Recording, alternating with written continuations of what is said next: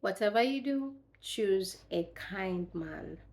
Welcome to day 30 of my one video a day for the rest of the year challenge.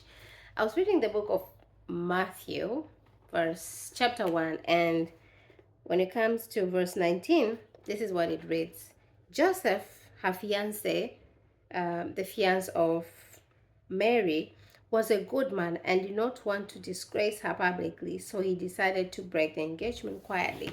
He had all the right to be angry, to act out of rage, and shame her and embarrass her because she got pregnant while they were engaged to each other. But guess what? This man, he was so good, so kind. He didn't want to shame her publicly, and so he decided to end things privately to protect her, not to embarrass her more than it would have seemed when the belly was out and she's not married yet. So Joseph just raised the bar for me. Marry a kind man. Marry a kind man. I'm telling you.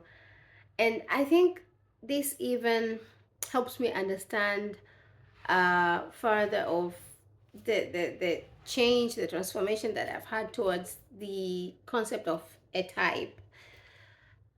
Yes, I agree. Physical attributes attract you to the person and all that, but I think for me, it's way deeper than that. I think who the person is, who they are as a person, is so much more important to me right now than how they look like. And more important than how they present themselves. So I would say marry a kind man. Marry a kind man. I remember this one time. Now this is a personal story. I back when I wasn't saved yet, and actually this was my last but one relationship before I gave my my last relationship before I gave my life to Christ. Because I had another one after Christ. Oh my goodness. Thank you, Jesus. You've brought me so far. And this man, I had just come from university, and I said, I miss you, wanna see you. So he said, okay. After I get off work, he got off work. He came. We met. Now this place where we met, it's a football ground, but there it's around a school. It's in the middle of a school, and people use it. The community uses it for exercise, for vocal exercises. I guess people really shout there. And as we were sitting there, we hugged and all that, but nothing that is not not PDA really.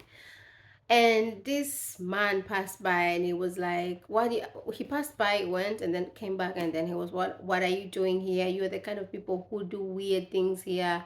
And we said, no, that's not the case. But then, okay, we decided to humble ourselves, and we're asking for forgiveness. Please forgive us. That is not what's happening here. And guess what? That man ran away. He left me for the wolves. He ran away and left me to deal with an older man in the dark.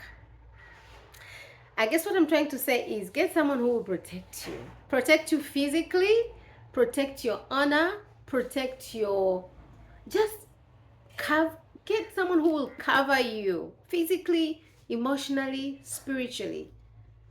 And it used to feel, because I was just looking at him like, so he's running away. At the time, it didn't really make much sense, but right now, anything could have happened. What if that man was not an honest man, a man who was a good man? What if he was an evil man? What would have happened then? It's really funny because somehow this man identified me in the dark. It was like, I know you, I know your parents. So I really, really asked for forgiveness because he was threatening us before my then boyfriend ran away. He was threatening us, "You're going to sleep in the police station." I was like, "What? Sleeping in the police station?" The first thing that I was thinking of was my mother.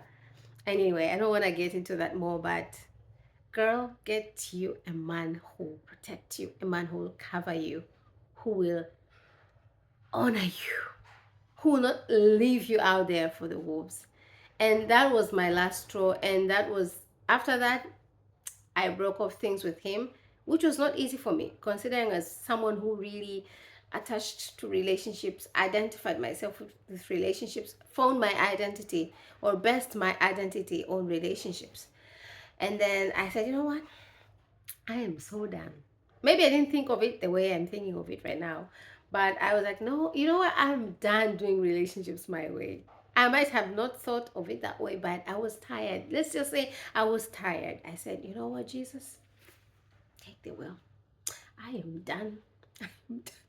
I just, someone who is loves me, who will, I don't think even I thought of all of that, but I was just tired. I just wanted for once to surrender my life. And that was in 2015. Wow. 10 plus. And maybe in 1 month and a half now. 10 years ago. And by the grace of God, I have I've I have been with Jesus until now. Hasn't been easy. It's been a journey because I'm not perfect. I'm a human being, but it's the best decision that I ever made. And he quenched off that Jesus quenched my thirst for seeking for validation from men, seeking for love from men, seeking for confidence from men, grounding my identity in relationships in men, seeking for emotional security from men. And for that, I'm very grateful because I've never been so free. Such a wonderful thing to be in a relationship with Jesus. And I welcome you today. If you don't have Christ in your life, give him your life today. It's the best decision you'll ever make. Okay? Thank you so much for watching. Please share this with someone else and have a wonderful day. Take care. Bye.